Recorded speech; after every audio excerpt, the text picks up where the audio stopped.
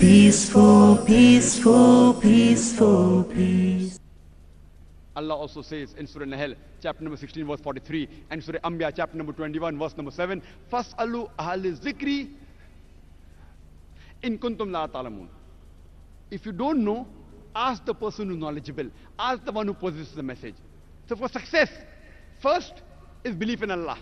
Number two is striving, doing jihad in the way of Allah subhanahu wa ta'ala. Number three is ask the person who knows.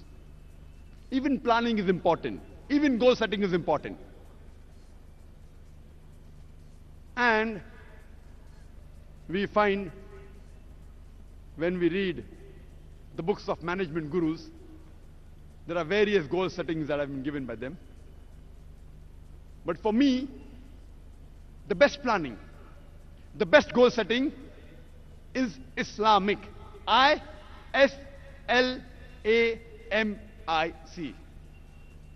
I is for Islamic. Your goal should be according to the teachings of Allah subhanahu wa ta'ala and the beloved Prophet Muhammad sallallahu alaihi wasallam. Your goal should be based on the teachings of Quran and the teachings of Sahih Hadith of the last and final messenger Prophet Muhammad, peace be upon him. It should be Islamic, number one. S, your goal should be specific. It should be focused. Your goal can't be vague. Let me give you an example. Once there was a teacher who was teaching archery to his students. And he tells his students who were learning bow and arrow, aim at that bird who's sitting on the treetop. All of them take aim. He said, don't release until I give you command. So he asked the first student, have you taken aim? He said, yes.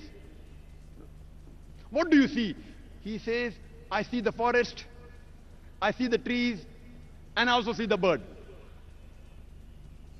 He asked the second student, what do you see? He said, sir, I see the tree, I see the branch of the tree, and I see the bird. He asked the third student, what do you see? The third student replies, I only see the branch of the tree, and the bird, and the eye of the bird. He asked the fourth student, what do you see? The fourth student replies, sir, I only see the eye of the bird and nothing else. The teacher says, let the arrow go. And the arrow hits the eye of the bird. Your goal should be specific. It should be focused. It should not be like the traveler who wants to go nowhere. Not like the dog who's running after car without purpose. Number three, L. L is for lucrative. It should be profitable. Number one, it should be profitable in the hereafter, akhirah. And if possible, simultaneously, it can even be profitable in this world. But more important is the akhirah. Allah says in the Quran in Surah Baqarah, chapter number 2, verse number 201.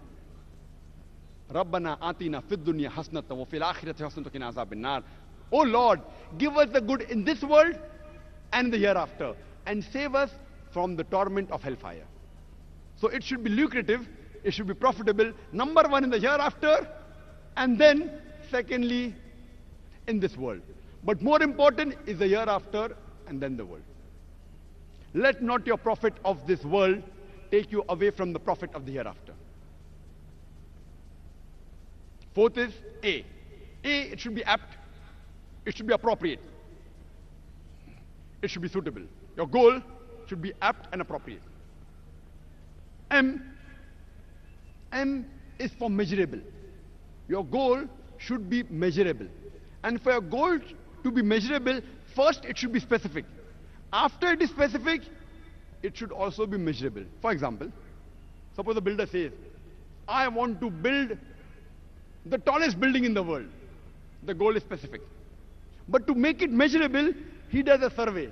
Which is the tallest building in the world? And he comes to know that Burj Al Dubai, it is 600 to 700 meters tall. Specific. So now his goal is, he has to build a building which is more than 700 meters tall. It's specific and measurable. If it's measurable, it can be monitored. How much are you reaching? How much are you coming closer to your goal? I is for intention. Our beloved Prophet Muhammad said, it's mentioned in Sahih Bukhari, volume number 1, chapter number 1, book of faith, hadith number 1. First hadith of Bukhari, innamal amala bin niyyah. Your deeds will be judged on your intentions, and you will be rewarded for your intentions. Your intention should be to please Allah and His Rasul, Muhammad sallallahu alaihi wasallam. Your intention should not be to become famous, to become popular. If that's your intention, then your goal is not correct. If your intention is to please Allah, your Creator, and His Messenger, surely you will be rewarded in the hereafter, and inshallah, Allah will reward you even in this world. Last, C. It should be consistent.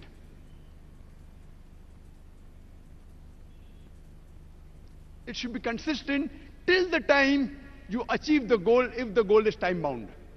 If it's not time bound, it should be consistent forever. For example, if your goal is, I want to read Quran at least once in the month of Ramadan. So then you have a target. I will read 1 juz every day. Then you are consistent.